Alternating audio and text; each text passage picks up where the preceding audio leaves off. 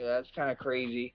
But people just look at the name, they're not looking at the record. They're just looking at, oh, yeah, Alex was the champ, and then me, and then Charles did what he did. But Charles was on him, what was Charles on? A 1 fight win streak, So, at the end of the day, the man is doing what he's supposed to do. He's lining, people are lining, UFC are lining people up for him, and he's just knocking them down. So fair play to him. He's going out there doing his job. After UFC 317, Ilia Topuria has been gaining a lot of hype, but Max Holloway has stepped in to cool things down, calling Ilia's recent 3-fight win streak overrated. While Max acknowledged that Ilia defeated some big names, he emphasized that timing is everything, pointing out that Volkanovski was coming off a knockout loss to Islam Makhachev, and Charles Oliveira had only one win before facing Ilia. According to Max, people are too focused on the names and not paying enough attention to what those fighters had actually accomplished at the time. For sure. You can't sleep on it, but it's just tough, right? Yeah, he has the names, right? He beat the names, and you can't deny that. But then, when you look, it just sucks that, with everything that's going on, when you look at, that when you look at that Volk fight, with that Volk coming off of what he did, that's kind of crazy.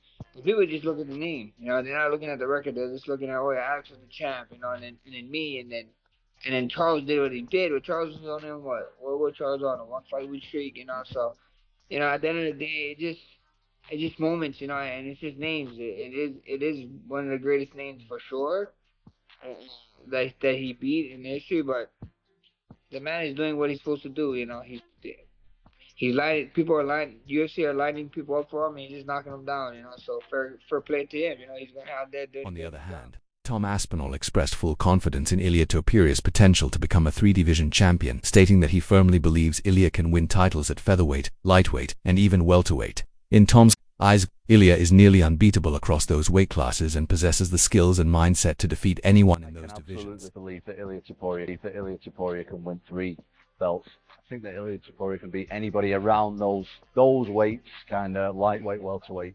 Ilia, in my opinion, almost. Moreover, former UFC champion Kamaru Usman praised Ilia Topuria and gave him major credit for predicting a first-round knockout and then delivering exactly that. Usman compared it to what made Conor McGregor a star, confidently calling the finish and then executing it with style.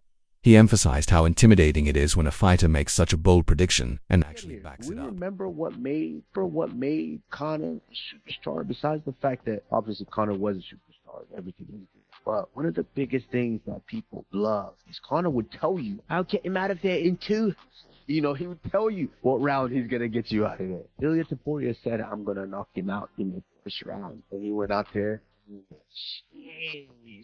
Fans are eagerly awaiting Ilia Topuria's next opponent, with many hoping to see him face Islam Makhachev. However, Islam recently shared his own thoughts on who should fight Ilia next, suggesting that Arman Tsarukyan deserves the opportunity if he can make weight and prove himself. While acknowledging that Justin Gaethje and Max Holloway are also in the mix, Islam believes Arman should be next in line. Should fight Ilia Topuria. Like, there's Arman weighing in as the backup. Justin Gaethje said he might not fight again if he doesn't get the title shot. Max Holloway wants it. In my opinion, Tsarukyan, if he make weight now and show people, I can. On the other hand, Alexander Volkanovski compared the power of Islam Makhachev and Ilia Topuria, stating that he felt more concussed after fighting Islam.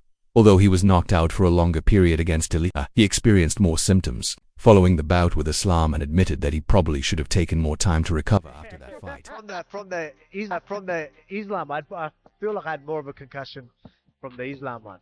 Yeah, Even though I was knocked out longer with Ilia, I had a lot more of the symptoms than that. With the Islam one. So I probably should have. Charles Oliveira opened up further about his fight with Ilia Topuria, admitting he would change everything about how he approached that night. Despite having a great training camp, he revealed that once he stepped into the cage, he didn't follow through with anything he had prepared for. Looking back, he felt he completely abandoned the game plan and failed to showcase the skills he had worked so hard on. Charles called it one of the toughest moments of his entire career and reflected on how unpredictable MMA can be, proving that even with a perfect camp, things can unravel quickly. He praised Ilia for staying focused and executing his strategy, highlighting just how tough and unforgiving the sport truly is. Quando você acordou ali, você entendeu o que tinha acontecido? Precisaram te Não. explicar? Perguntei várias vezes o que tinha acontecido, como eu tava, onde que eu tava, tá ligado? Só o Diego, minha mulher, a família, todo mundo tava ali. Calma, respira. Me deixou chateado, me deixou triste, lógico, doeu pelo fato da forma, do jeito que ela foi. Eu nunca fui nocauteado. tomando knockout, tomando TKO, mas nunca tinha sido nocauteado. Tomei ali, levantei e tava de boa. Ali não. Eu sabia o que tinha acontecido, não sabia como estava, né? É algo novo para mim. Charles Oliveira opened up further about his fight with Ilia Topuria, admitting he would change everything about how he approached that night. Despite having a great training camp, he revealed that once he stepped into the cage, he didn't follow through with anything he had prepared for. Looking back, he felt he completely abandoned the game plan and failed to showcase the skills he had worked so hard on. Charles called it one of the toughest moments of his entire career and reflected on how unpredictable MMA can be, proving that even with a perfect camp, things can unravel quickly. He praised Ilia for staying focused and executing his strategy, highlighting just how tough and unforgiving the sport truly is. Tá ligado? Nunca tinha sido nocauteado. Tomando knockout, tomando TKO, mas nunca tinha sido nocauteado. Tomei ali, levantei e tava de boa. Ali não. Não sabia o que tinha acontecido, não sabia como tava, né? É algo novo pra mim. Com certeza, o cara que bate mais forte, que me bateu mais forte, não tem nem como negar. Eu tomei muitas pancadas de caras duríssimos. Dusty Gates, tomei muita pancada. Dusty Poirier, Michael Chandler, tomei pancada que me deram knockdown, que mexeram. Mas de verdade, o cara bate muito duro. Meanwhile, Daniel Cormier highlighted that Charles Oliveira, who was recently knocked out by Ilia Topuria, has faced numerous top-level opponents throughout his career. Despite going up against some of the hardest hitters in the sport, Charles admitted that no one punches like Ilia. According to Cormier, that statement speaks volumes about Ilia's power and underscores just how dangerous he truly is. Vai, uma semana e meia ali, desde a sua luta. Esse período de reflexão, você conseguiu refletir bastante sobre a sua performance, sobre o resultado? Que mudaria alguma coisa? Mudaria tudo, né? Na realidade, não em fato de treinamento, mas sim em fato dentro da luta, né? Tudo aquilo que eu treinei, eu não botei em prática. Eu não fiz nada daquilo que eu treinei, tudo aquilo que a gente fez, nada foi feito dentro da luta. Daniel Cormier stated that while there are many big fights in the UFC, none is as massive as a potential matchup between Ilia Topuria and Islam Makhachev. He explained that Ilia is viewed as a favorite against nearly everyone except Islam, which highlights the immense respect Islam commands from both fans and fighters. Cormier also noted that Ilia's dominant victory over Charles Oliveira has only elevated his reputation even further. Nunca tinha sido nocauteado, né, daquela forma. É complicado demais. São muitas coisas que envolvem uma disputa de título, uma oportunidade, o jeito que a luta foi, principalmente do fato de não fazer nada daquilo que a gente treinou, né, nada daquilo que a gente montou de estratégia, mas a gente tá falando sobre MMA, é tudo muito previsível, tudo muito louco, tudo muito foda. Ele teve um momento feliz, fez o trampo melhor que o meu, tava dentro da estratégia daquilo que ele fez e se tornou campeão. Recently, Ilia Topuria revealed that the UFC had asked him not to talk about moving to welterweight after his last fight. He admitted he had considered making the jump, but during their conversation, the UFC specifically requested Domostet, a favor that he promised not to announce any plans to move to 170. Ilia jokingly said he agreed, but with his fingers crossed, hinting that the dream of competing at welterweight is still very much alive in his mind. Who just got knocked out by Ilia, has fought. Listen to this list, Chill. Armand, Dustin, Islam, Justin, Ferguson, Holloway, Felder, Frankie Edgar, Cowboy Cerrone. He's fought them all. He said, hands down, no one punches like Ilia Topuria. That is a guy coming up in weight classes. We did this thing a few years ago with Justin, Dustin, Charles, and we were like, and Tim, who hits the hardest? People kept going, Charles. But Charles is now saying, this guy hands down. Daniel Cormier pointed out that while Dana White has promised a super fight if Islam Makhachev wins at welterweight, Ilia Topuria had previously promised the UFC he wouldn't move up after becoming lightweight champion. DC emphasized how everything now revolves around these two stars: Islam, the most successful lightweight champion, aiming to conquer 170, and Ilia, who defeated two featherweight legends before finishing Charles Oliveira in one round. This potential clash, according to Cormier, is becoming one of the biggest and most anticipated showdowns in the UFC. That there are some big fights in the UFC. I don't know that there's a bigger fight that the UFC can make that's going to be bigger than Topuria and Makhachev if they are to fight. Guys, Ilia Topuria is a massive favorite over everyone in the UFC except Islam Makhachev. And that in itself tells you what people think of Islam because of how highly regarded Ilia Topuria is right now, especially after becoming the UFC lightweight champion in the fashion that he did against Charles Oliveira. Daniel Cormier highlighted that even with contenders like Paddy Pimblett and Arman Tsarukyan in the mix, when the UFC has a chance to book a super fight, it's hard for them to say no. He explained that these high-stakes matchups generate massive attention and revenue. DC believes a clash between Ilia Topuria and Islam Makhachev would draw global interest, calling Ilia one of the greatest fighters in the sport today and recognizing Islam as the clear pound-for-pound number one for quite some time. This guy could be the first three-division champion in UFC history, and I know it's early. I know you just moved up, but is that something that you've thought about? I thought about it, but the last conversations I had with the UFC, they personally asked me the favor, like, don't tell us after the fight that you want to move to the welterweight division. Made us a promise, and I was like, promise. Were you crossing your fingers though? Because that would. I swear to. Promise. For now. Yeah. Recently, Islam Makhachev's manager Ali Abdelaziz revealed that fans were closer than they realized to witnessing a fight between Islam and Ilia Topuria, hinting at the behind-the-scenes twists that nearly brought the matchup to life.